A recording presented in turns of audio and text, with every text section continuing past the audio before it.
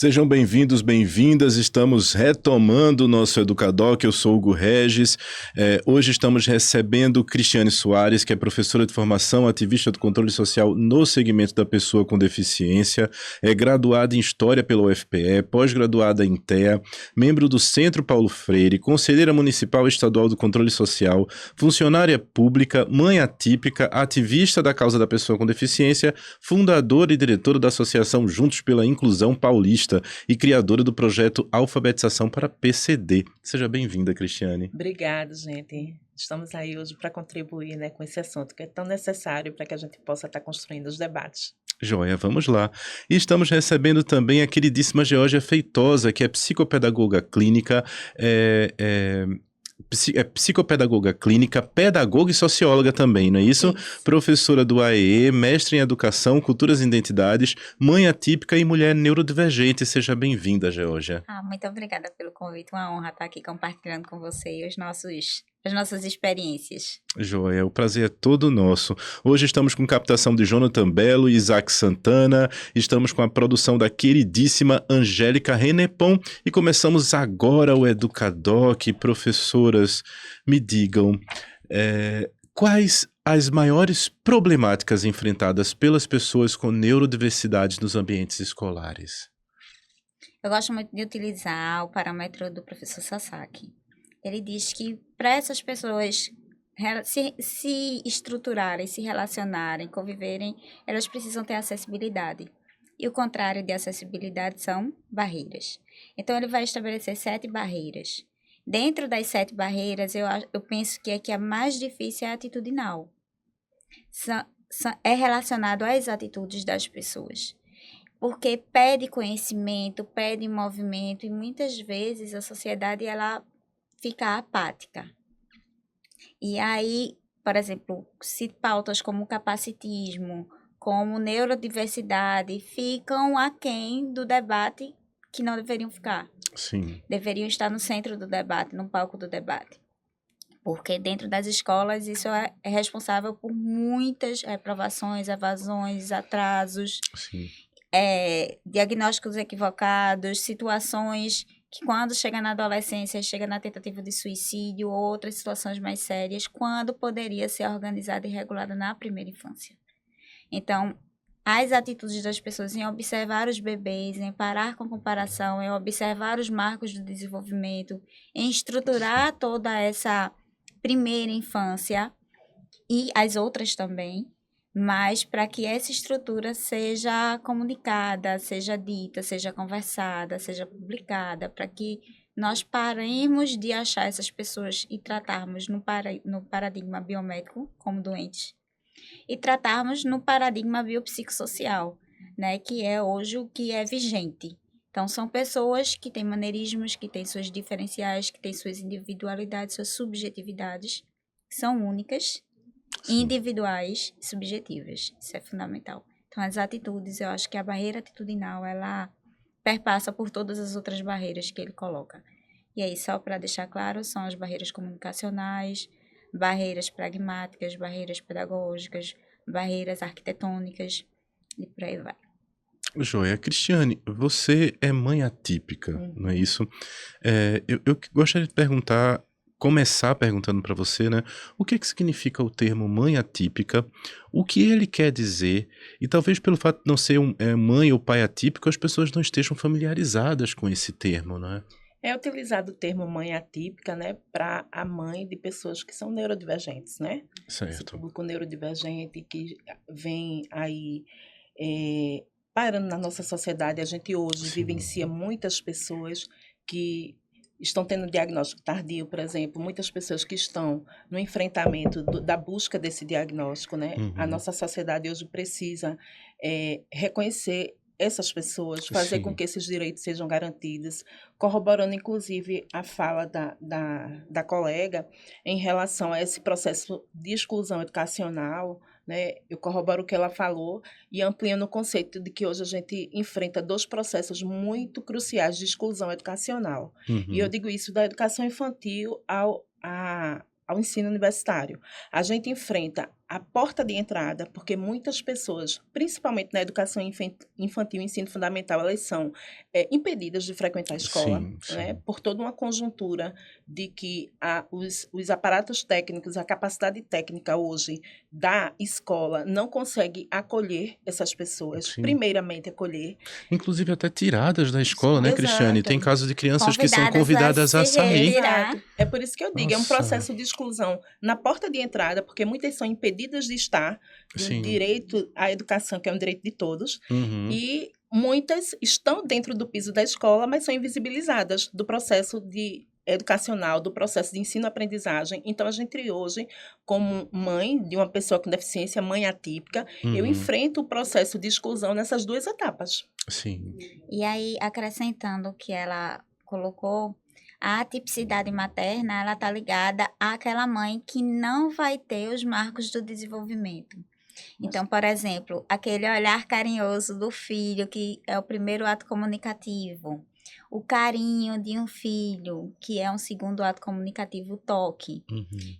O andar, o falar, o se expressar, né? A gente não tem isso.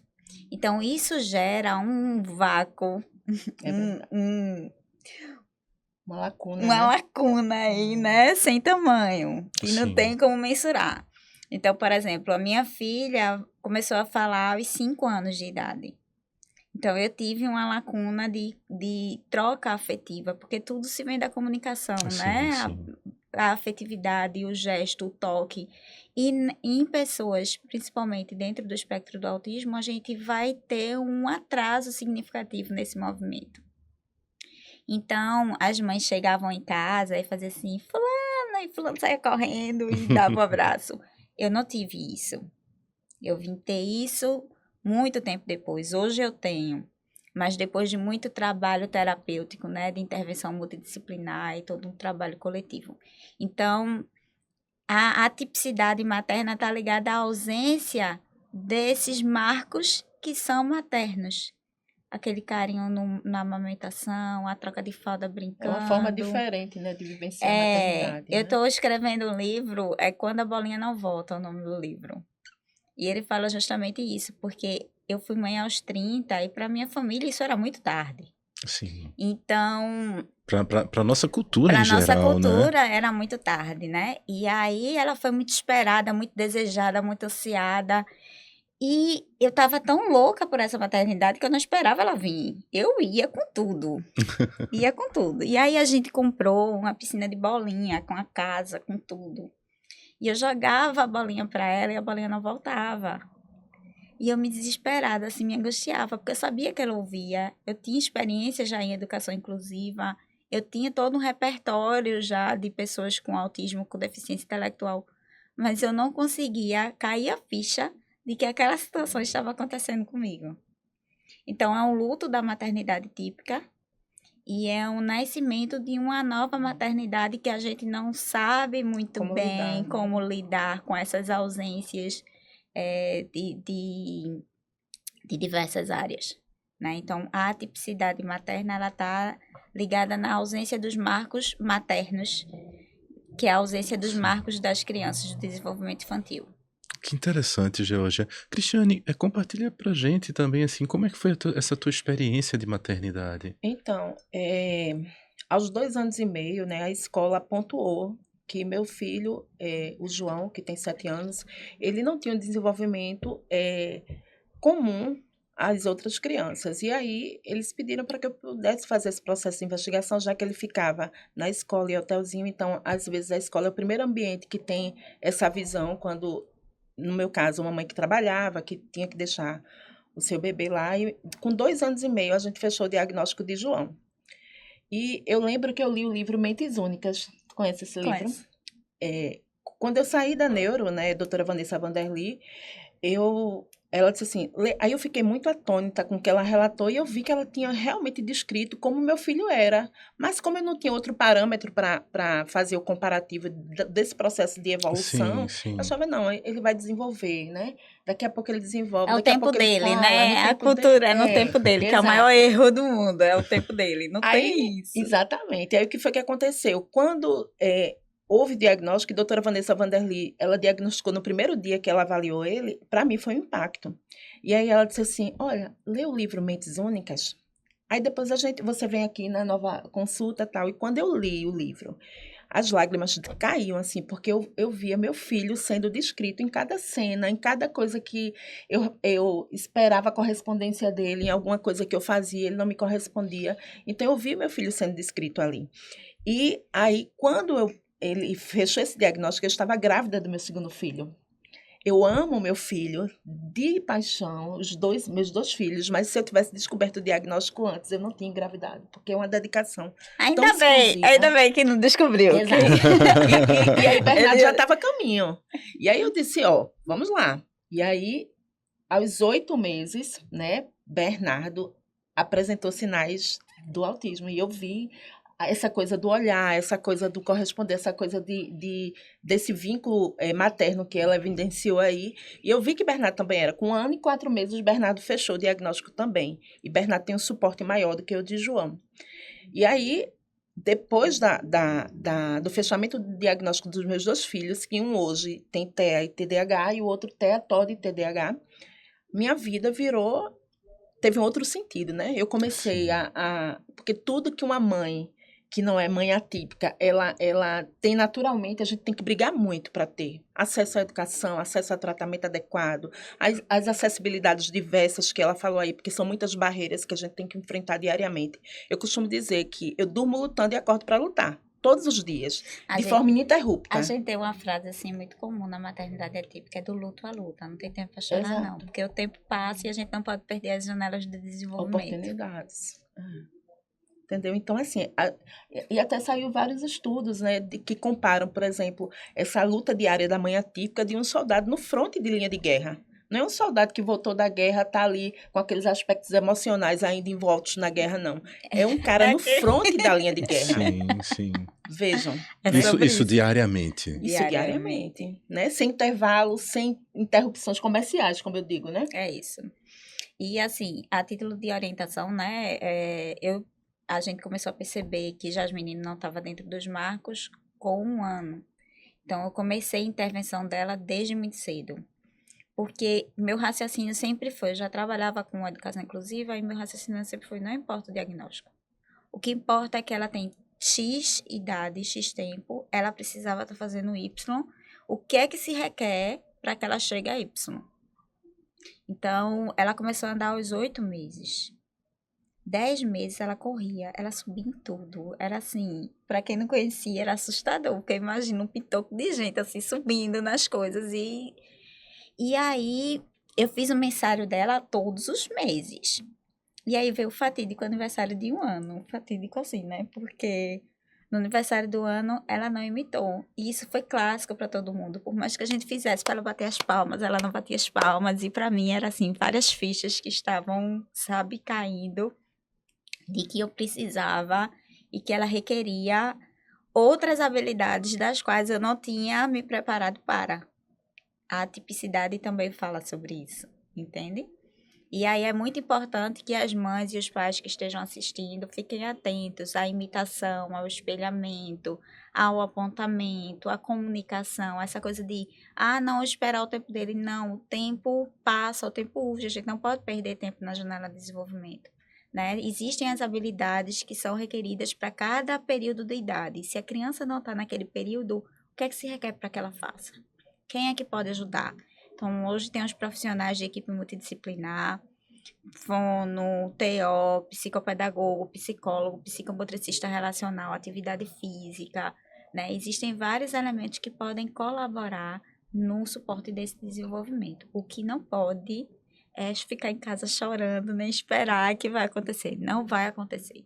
A gente precisa pegar na mão dessa criança e andar com ela. O que já falou é bem pertinente, porque, assim, como você já tinha esse contato com a educação inclusiva, né? Então, você já estava mais atenta.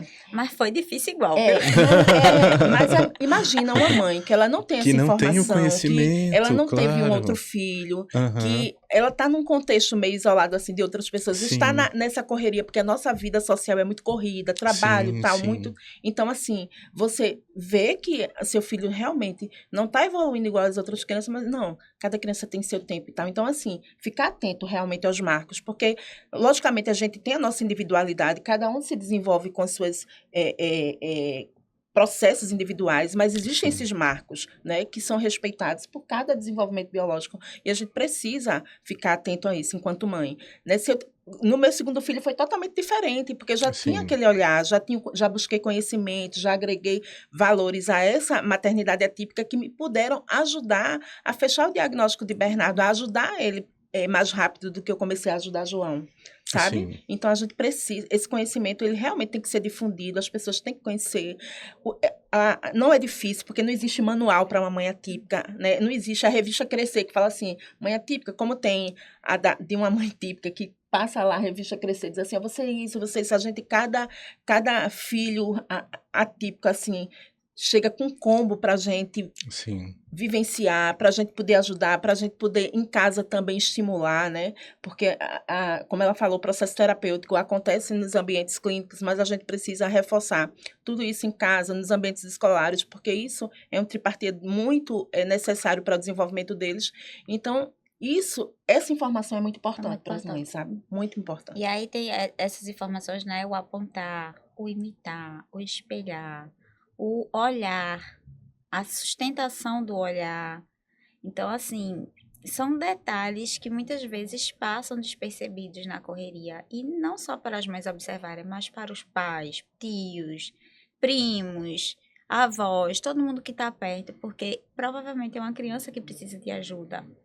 E aí é uma criança que não tem uma comunicação estruturada, ela vai ter comportamentos reativos. E aí, não vou sair com ele porque ele dá escândalo, porque ele grita, porque não sei o quê, mas ele não está conseguindo se comunicar adequadamente. É o que a gente chama da comunicação funcional, né? Porque às vezes tem muitas vezes, mas meu filho fala, mas a comunicação é funcional, né? Ele na fala, ele consegue se comunicar de uma forma funcional, que todos entendam, que ele consiga transmitir, né? Muitas vezes essa fala existe, mas não é funcional. Porque para você falar, você precisa se ler. Você precisa se perceber. E esse processo maturacional de autopercepção, no caso de pessoas neurodivergentes, ela é muito atrasada. Sim. Eu vim aprender a passar marcha na bicicleta esse final de semana. E eu ando de bicicleta desde os 8 anos. Não, acho que uns 6 anos eu ando de bicicleta. Mas eu não entendi a funcionalidade da marcha. Uma coisa tão simples, né, para tanta gente. Para mim, eu vim conseguir aprender na bicicleta das públicas, que só tem 3 marchas, que é super fácil. Eu consegui entender a funcionalidade da marcha. Sim. Então, assim, coisas que para as outras pessoas neurotípicas é muito regular, muito normal, para a gente tá fora daquela regularidade. Porque vamos pensar o seguinte, a gente tem extremos e a gente tem um meio, certo? A neurodivergência, ela está caminhando aqui nos extremos. Das ausências e das presenças. Tá? Isso é bem importante, porque muita gente diz assim, mas ele fala tudo, mas não tem filtro. Ele fala tudo de todo jeito, com todo mundo, e ele não consegue perceber se o que ele está falando está fazendo bem ou não ao outro. Também é um sinal. Interessante. Como também aquela ausência de não falar, não se expressar, não conseguir, né, adequadamente ter a fala funcional ou a comunicação funcional também está dentro de um extremo. Então, esses extremos, eles precisam ser observados com calma. Aquela criança que fica deitada, que bota o carrinho para cima e fica girando pneu, é um extremo.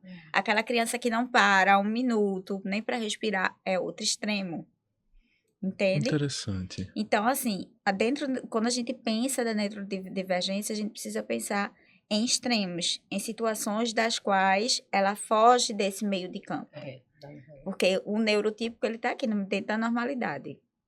Ele vai ter picos? Pode ter picos, mas ele está aqui dentro de uma normalidade. A neurodivergência não, ela vai ter picos muito expressivos e baixas muito expressivas também. Constantes lá, né? Naquelas... Constância é uma palavra muito desafiadora para quem é neurodivergente. Seja quando uma pessoa neurodivergente consegue conquistar um hábito e consolidar um hábito, uma vitória. Glória, né? Então, são passos, assim, que são bem importantes nesse processo. Que bonito que vocês podem compartilhar essa experiência, né? E esse sorriso nos anima muito, né? Mostra que existe muitas perspectivas, muitos projetos e muita Muitas. coisa acontecendo que faz a gente amar nossos filhos com todo o coração e a gente ensinar outras mães, não é? Esse exercício, essa prática do ser mãe e garantir direitos para os seus filhos, né? Porque isso é muito importante. As pessoas, elas são diferentes, mas nós não somos desiguais, não é Exato. verdade? Eu queria perguntar para vocês, esse momento da descoberta, não é? Vocês tiveram o apoio da escola, foi a escola, foram vocês que perceberam primeiro? Qual a participação da escola nesse momento? E tem uma coisa que vocês falam, não é? Que existem alguns sinais. Que sinais foram esses? Eles foram detectados ali, aí partindo para a experiência profissional de vocês, eles são detectados na educação infantil, no ensino fundamental, eu acho que Georgia falou um pouquinho sobre o espelhamento, né? Existe algum momento em que o espelhamento ele é normal, a partir dali a gente já deve se preocupar? Fala um pouquinho dessa experiência que eu acho que está todo mundo curioso em saber um pouco mais da vivência de vocês, porque eu vejo duas mulheres muito fortes e eu estou aqui, né, com vocês, mas quem está em casa está percebendo isso também. A gente quer aprender com vocês, aprender com a experiência de vocês. Quem começa? Então, eu posso falar. Como eu já tinha ratificado, né, a escola que pontuou, né? Eu sou funcionária pública e aí tinha uma vida muito corrida, profissional, o marido também Sim. viajava muito. E aí ele ficou na escolinha, né? O meu primeiro filho, João, que tem 7 anos. E aí a escola pontuou. Só que a escola, ela pontuou. Hoje em dia, ele estuda numa escola pública, mas ele estudava numa escola privada. E a escola privada, ela pontuou. A gente procurou o profissional, fechou o diagnóstico, ele começou a intervenção terapêutica, mas a escola ela não acompanha esse aparato necessário, esse aparato de realmente efetivar a educação inclusiva, de efetivar todas as necessidades que ele tem de adaptações, né, de sim. currículos, de atividades, de processos. As escolas, elas ainda estão engateando nesse processo. Eu costumo dizer que algumas mães perguntam assim, qual é a escola inclusiva? Me indica uma. Eu não conheço nenhuma inclusiva. Eu conheço muitas escolas que estão, né, maturando os que eu chamo processos de inclusão, Sim. né? E algumas experiências de inclusão. Mas, se você for analisar hoje e você for olhar da perspectiva desde o plano político-pedagógico da escola, ao Sim. PEI, a Sim. toda a sala de recurso, Sim. né, os profissionais que realmente lidam com o A própria atendimento de educação arquitetura da especializada, escola, né? toda Tudo a isso. comunidade escolar ela não é envolvida. Muitas Sim. comunidades escolares acham, não, pessoa com deficiência é de responsabilidade do AEE. Sim, Né? Quando sim. você é responsabilidade só da educação infantil. Você Sim. vê no ensino fundamental, por exemplo, os professores que são dos seriados, eles às vezes não se envolvem, acham que aquilo não é responsabilidade. E a pessoa com deficiência, ela não está só na educação infantil, né? Os aspectos da educação especial sobre a perspectiva inclusiva, ela não tem que ser só um processo da educação infantil, porque essa pessoa com deficiência vai crescer, vai passar pelo ensino fundamental, ensino médio. A gente tem pessoas que depois, eu vou dar uma falada nesse projeto que a gente está realizando, pessoas que terminaram o 2º grau e não foram alfabetizadas, sabe? Porque elas passaram por todo um processo escolar e foram realmente invisibilizadas no processo educacional. Né? Sim. Então, é muito difícil, porque a escola pode até identificar, mas ela hoje não oferta todo o aparato, né, necessário que se as pessoas, a gente tem quase 10 anos de LBI, da Lei Brasileira de Inclusão, a gente tem previsão da educação especial, né, que é a modalidade sobre a perspectiva inclusiva, na LDB, né, na própria Lei Berenice Piana, a gente tem todas as recomendações do MEC, né, do Ministério da Educação, mas a gente não tem efetividade nesse processo, porque as pessoas acham que trabalhar com esse aspecto é caro. Vai encarecer e tal. Então, se você tivesse uma mudança estrutural na formação e dentro de quem já está formado, uma capacitação continuada para que as pessoas com deficiências elas fossem incluídas de fato no processo educacional, porque elas não vão estar, elas já estão aí, né? Então, elas precisam ser realmente parte da comunidade escolar, que ainda não são. Sim. E identificar é importante, mas é pouco, né? Só muito identificar pouco. não adianta. A gente precisa incluir nesse processo educativo, Exato. não é verdade? Eu sou um pouco mais otimista que ela, mas vamos lá. 3 situações são fundamentais na primeira infância, bebê, tá? Observar o tempo que a criança anda, o tempo que a criança fala e o tempo que a criança pede as coisas. A gente teima muito em facilitar a vida dos bebês. E tá errado.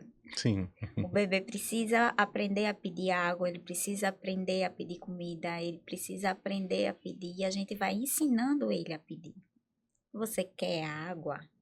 Então, a comunicação, ela se faz desde quando criança, tipo 4 meses, né? Saiu da estrogestação, já começam processos comunicativos. Há autores que dizem que começam bem antes. Mas, o que é importante? A gente estabelecer o olhar, estabelecer vínculos afetivos, porque a gente só aprende com quem a gente confia e com quem a gente ama. Sim. E esses primeiros pares são o nosso pai e a nossa mãe, Sim. tá? E aí vem o apontar.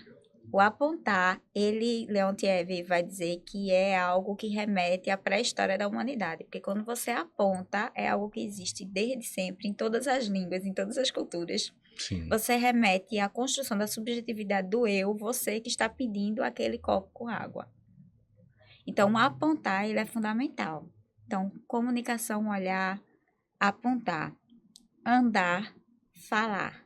Falar as primeiras palavras. Ou ao menos se expressar com o que quer. Então, com 1 ano, a criança tem que estar falando pelo menos 5 palavras. Uhum. Pode ser até errada, mas tem que estar falando. Não está falando, procura o fono. Porque o desenvolvimento infantil, ele é como uma bola de neve. Uma habilidade não requisitada, ela é pré-requisito de várias outras. Entendi. Então, a partir do momento que aquela habilidade comunicativa não está bem estruturada, aquela bola de neve vai só crescendo, tá? A habilidade da leitura e da escrita, ela requer uma habilidade comunicativa e ela requer outras habilidades, ela é um pré-requisito. Se a criança ela não é estimulada e alfabetizada no tempo certo, é uma bola de neve que vai crescendo. Sim. Então, o que acontece no processo de alfabetização das pessoas neurodivergentes? Essas primeiras habilidades, elas não são estruturadas e, na maioria das vezes, passam despercebidas. Sim. Por quê? Em geral, toda pessoa... Saiu uma pesquisa que 72% das pessoas neurodivergentes apresentam algum transtorno de leitura e escrita. Interessante. Então, essa repercussão, a escola não está identificando, ela ainda não está preparada. Porque se a gente for pensar no AE, o AE está pronto para trabalhar com as deficiências, não com as neurodivergências em geral. Porque no currículo do curso do AE não tem. Que vai ter no curso no currículo do psicopedagogo. O psicopedagogo não está na escola aqui em Pernambuco. Sim, exato. Quem está na escola é o AE, mas o AE não tem repertório para lidar com TDAH, TDL, traduzindo, transtorno de déficit de atenção e hiperatividade, transtorno de leitura, transtorno de escrita, dislexia, que era chamada de dislexia, disgrafia, descalculia, que tudo isso é repercutido. Então, eu tenho desortografia, que é a dificuldade de trocar. E de vez em quando, até falando mesmo, eu troco ela. Mimbana, peraí, deixa eu parar aqui para respirar, porque a cabeça vai mais rápido do que o aparelho fonador e ele não consegue responder adequadamente. Georgia, eu vou pedir só um minutinho para você, porque a gente vai ter um intervalo agora, mas a gente volta para continuar essa conversa. Pode ser? Pode. E você que está em casa, não deixa a gente não, daqui a pouco a gente está de volta com a Educadoc.